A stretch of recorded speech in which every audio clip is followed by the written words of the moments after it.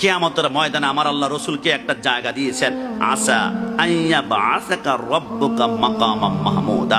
শানে হাবিবুর রহমানের মধ্যে মুফতি আহমদ ইয়ার খান নাইমি রাহমাতুল্লাহ লেখে কিয়ামতের ময়দানে 1,24,000 স্বর্ণের গোল্ডের সিংহাসন হবে। প্রত্যেক নবীদেরকে আল্লাহ বলবে, প্রত্যেকের নাম লেখা আছে চেয়ারের মধ্যে বসে পড়ো। সব প্রত্যেকে বসে পড়বে, একটা চেয়ার খালি, চেহারা মধ্যখানে লেখা আছে মুহাম্মদুর রাসূলুল্লাহ সাল্লাল্লাহু আলাইহি ওয়াসাল্লাম। সরকারে মদিনাকে খুঁজে পাওয়া যাচ্ছে না। রসুল কিয়ামতের ময়দানে মাকামে মাহমুদের নিচে সিজদার মধ্যে পড়া আছে। আমার আল্লাহ বলে, বন্ধু আপনি মাথা ওঠান। আপনি যদি মাথা না ওঠান কিয়ামতের ময়দানের কার্যকারী সম্প্রদায় শুরু করতে পারছি না, কিয়ামত স্টার্ট করতে পারবো না। কারণ কিয়ামতের ময়দান তো আপনি রসুলের পাওয়ার দেখানোর জন্য।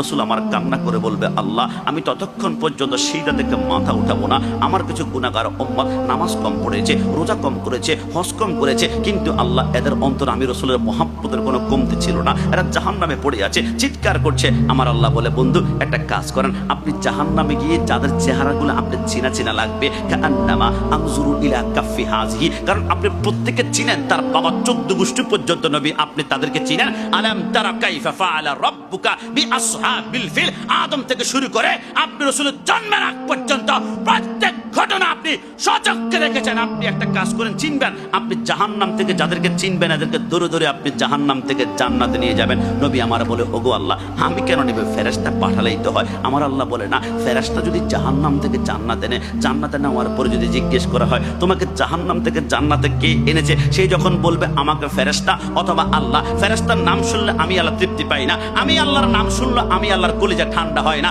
বন্ধু আপনি যান, আপনি এদেরকে চিনবেন। আশিকদের চেহারা আলাদা নূর থাকবে, নবীকে যারা নূর মানবে এদের চেহারা আলাদা নূরে ঝলমল করবে। নবী আপনি যান, ডান হাত ধরে জাহান্নাম থেকে যখন জান্নাতে নিবেন, প্রশ্ন করা হবে তোমাকে জাহান্নাম থেকে জান্নাতে কে আনলো, সে যখন বলবে আমাকে জাহান্নাম থেকে জান্নাতে মদিনাওয়ালা নবী এনেছে, নবী আপনার নাম বললে আমার কুদরতি কলিজা ঠান্ডা হয়ে যাবে। জোরে বলে সুবহানাল্লাহ।